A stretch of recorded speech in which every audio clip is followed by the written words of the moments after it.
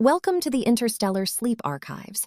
I am the Archivist, an individual with a name of no importance, a quiet traveler gathering bedtime stories from distant species, cultures, and civilizations across the galaxy, in order to understand the hearts of those who dwell among the stars. Every culture teaches its children what matters most through stories told before sleep, tales that reveal the hidden values of a civilization. Some stories teach patience, some teach unity, others teach the quiet discipline of survival. Each night, the Archivist reveals a tale from the Interstellar Sleep Archives. Tonight's record from the archives is classified as Beta Quadrant Cultural Narratives, subclassification Youth Instructional Tales. This entry comes from the Kes of Kesprytt 3. Cultural context.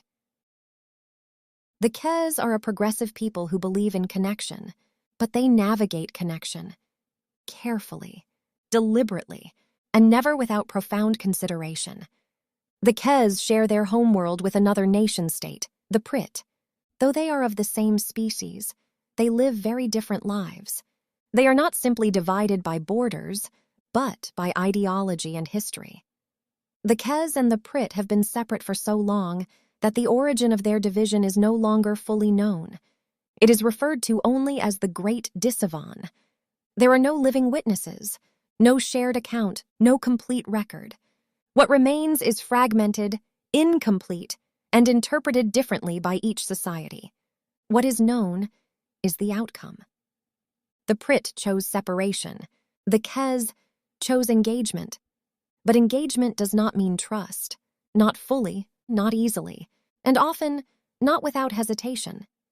The Kes believe that connection must be structured. It must be observed. It must be managed. They do not close every door, but neither do they leave them open. This is the story they tell when a child first asks, "If others cannot be trusted, why do we still reach out?" And now, without further ado, the Interstellar Sleep Archives presents The Open Channel. In a city of shared spaces and monitored networks, where information flowed in carefully measured streams, there lived a young boy named Ralen. Ralen was curious. He loved listened to transmissions, not just the official ones, but the quiet signals beneath them, the background frequencies, the distant echoes of communication passing just beyond the limits of what was permitted. He knew he was not meant to focus on them, but he did. One evening, as the pale light of Kesprytt 3 dimmed into night, Ralen sat beside his mother at a communications console. Lines of encoded data moved slowly across the display. "Who are we speaking to?" he asked. His mother adjusted the signal filter. "An off-world delegation," she said. Ralen leaned closer. "Off-worlders? Do we trust them?" His mother paused, only briefly. "We verify them," she said. Ralen frowned. "Is that not the same?" His mother inclined her head. "No," she said quietly. "It is not." Ralen had learned about channels in his studies. Closed channels, secured channels, restricted channels, and one that held his attention more than any other. The open channel. It was not truly open. Nothing on Kesprytt 3 ever was, but it allowed something rare, connection beyond certainty. "Why do we use it?" Ralen asked. His father answered, "Because isolation creates its own risks." Ralen considered this. "But connection creates risk too." His father gave a small nod. "Yes." Ralen waited. His mother completed the thought. "That is why connection must be controlled." Later. During one routine exchange, something changed. The signal pattern shifted. Not dramatically, not enough to trigger an immediate alert, but enough. Ralen noticed it first. "The timing is different," he said quietly. His parents turned their attention to the display. The difference was subtle. A slight delay in response, a minor inconsistency in encoding. Nothing confirmed, but nothing dismissed. "Close the channel," his father said. His mother did not move immediately. "We have not confirmed a threat," she said. "We have not confirmed safety," he replied. The room grew still. Ralen watched them. 2 positions, both precise, both practiced. "Maintain the channel," his mother said slowly, "but restrict the exchange." His father considered, then nodded. "Limit exposure. Control the flow." The channel remained open, but not fully.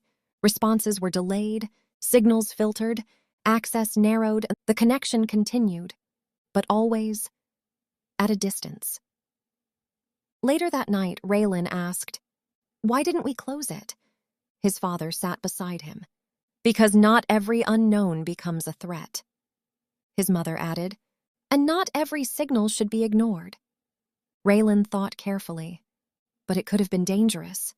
His father nodded. "Yes. And we stayed connected anyway." His mother looked at him steadily. "We remained in control," she said. Ralen was quiet. "That is the difference." That night, Ralen lay awake. He thought about the channel. Not fully open, not fully closed, observed, measured, maintained, he understood.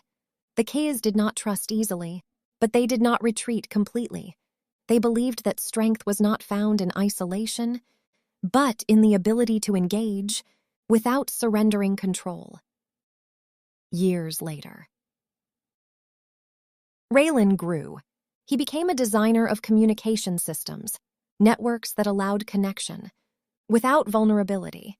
Signals could pass, but only through filters. Voices could be heard, but only after verification. Connections could be made, but never without oversight. Because to open completely was to risk everything, and to close completely was to know nothing. And so in closing, on Kesprytt 3, children fall asleep understanding that connection is not freely given. It is structured, observed, managed. They learn that openness is not trust, but a process. That engagement is not surrender, but discipline. And as they drift into sleep, they listen. Carefully. To signals that pass beyond their world, through channels that remain open, but never unguarded. Did you enjoy this bedtime story? If you enjoyed this story, consider liking the video and subscribing to the archive. It helps ensure more stories like this continue to reach you. If not, the Interstellar Sleep Archives contains many more tales, including stories from civilizations where connection is forbidden entirely, and others where trust is given without question. And now, the Archivist seeks your guidance. Tell me, which civilization should we explore next? The intrigue of the Orion? The ingenuity of the Ferengi? Or the dominance of the founders? Choose carefully. After all, every story you hear shapes you, whether you notice it or not. Sleep well, fellow travelers.